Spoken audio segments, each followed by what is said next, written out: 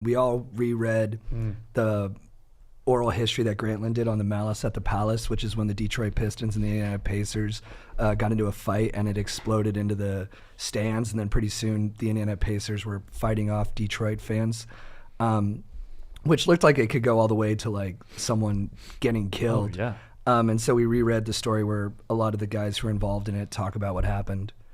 It's fucking crazy. Crazy. And I have one name, and I know my dogs are going to love the name, but dude, Jackson. He's the best. He's dude. great. He's a movie character. Yeah, dude, he's the best. Like, dude, just him having his back, all of his quotes, dude. You know about it better than I do. What's his like? What does he say? He's like, I can't judge what I did in that moment. Yeah. Like, I mean, I could sit here and talk about the money I lost or how my career changed because of that, but my friend is alive because I decided, like, but I don't have to worry about my friend being dead because I didn't have his back when he needed me. And you're just like, whoa, dude. Like, this guy is a warrior. Like, he has a warrior's mentality. And I guess, like, Tim Duncan says he's the best teammate he ever had. So it's not just like this moment. I think he was pretty consistent. But then he also got in trouble a lot and was like kicked off teams. So he's a very complicated but fascinating guy. but he's got loyalty. And dude, Tim Duncan, paintballer, dude.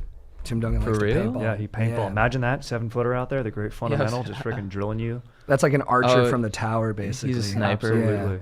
Yeah. Yeah. Yep. We gotta go. What about Ron Artest? Dude, so Dude, gnarly. Laying on the scoring table, he's just like, no, I'm not gonna get into this. Nah. But see, part of me is like, when he laid on the scorer's table, it said, okay, I need to work, because he's been known in the league at that point. Like, he was like kind of a fighter, got a lot of technicals. Kind of a hothead, yeah. Total hothead. So he's like, oh, I'm going to separate myself from the situation. I'm going to lay down on the scorer's table. Part of me does kind of believe that. We're like, okay, maybe he is. But you also have to know, like, You're making a spectacle of yourself. totally a spectacle. No one lays down on the scorer's table. Yeah. And you're like, at that point, kind of mocking him, like, look at me, you're fired up, and look how chill I Yeah, am. like, why are you mad? I don't give a fuck. I'm just over here relaxing, which only infuriates the other person. 100%. It's like, it looks like a de-escalating move, but you can see it escalating in a million different ways. It's a new tactic. It's a lateral move to build it up rather than get in the face. So, but then also, like, in the very beginning of that article, it's like, the author, I forget his name, was like, 6 things didn't go like the certain way. If Ben Wallace doesn't foul Ron, and then if Ron doesn't come down and foul him, and then if the ref actually calls a technical, and if Ron doesn't lay down on the table, and if the fan doesn't throw the drink. But then I'm like, no, the fan fucked up big time here. You can't throw a drink, dude. You can't, like, you're a spectator. What are you thinking, dude? I think the fans are the least empathetic characters in the story. Oh, yeah. And you almost like kind of like that they get their comeuppance because you so often hear like regular people being like, dude, I could fuck an athlete up, or bro, like, you know, in their heads they think they're like tough. There's like that Onion thing where it's like, man discovers he's 4,000% worse in fight than he thought he was. Yeah.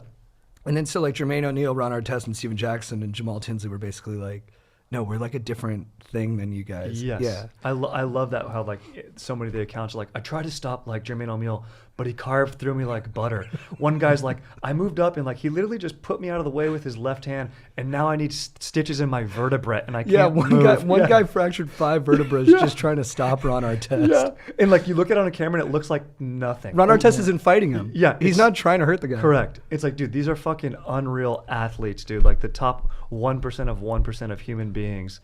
And dude, that punch that Jermaine throws that he slips, oh my God. And you know what's funny about that? Jermaine O'Neal, when he recounts it, like, is sort of like, yeah, I kind of wish I didn't slip. That's how I kind of read it, where he's like, I was really mad at this guy. I wanted to like fucking smoke him. Yeah, it looked like it. And I mean, dude, that one fan, Green or whatever his name was, I forget his first name, was the guy who actually threw the beer. Yeah. Started attacking Ron Artest from the back at Give him one a point headlock. on video.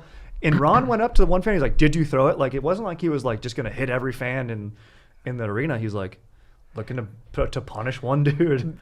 And look, it's easy to be Monday morning quarterbacks or judge real time decisions from the armchair.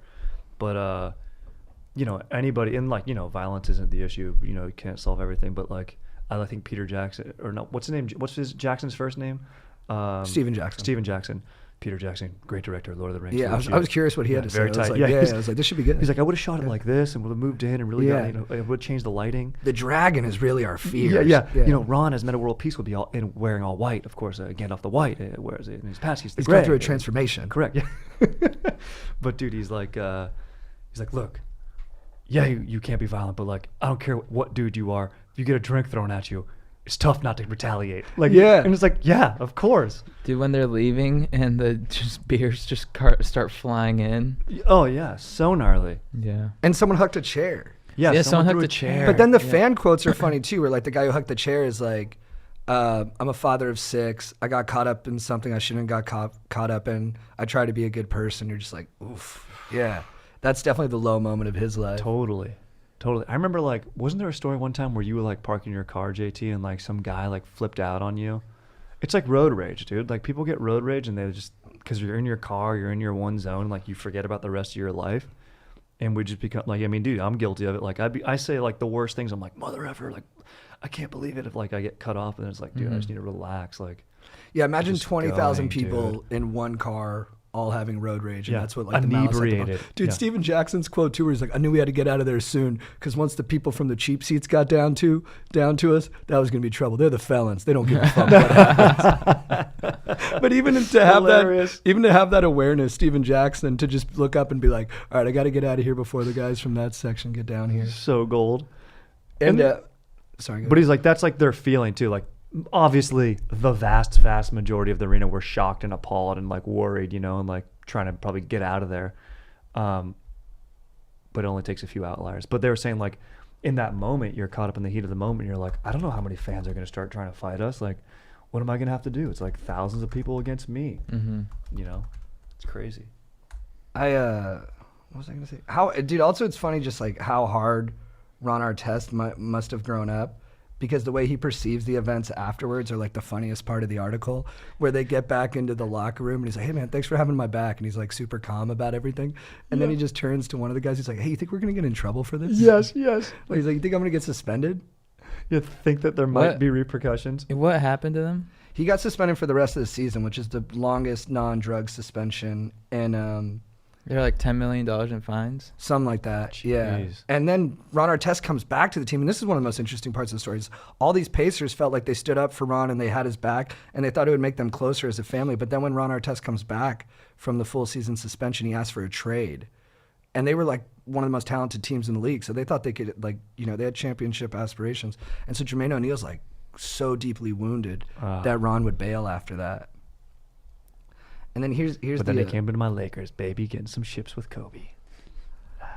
and then Meta World Peace. Yep. Jackson's quote is, "Ron made a selfish decision by going into the stands. We all made selfish decisions, but at the same time, we were protecting each other. It's kind of hard to see if that's right or wrong."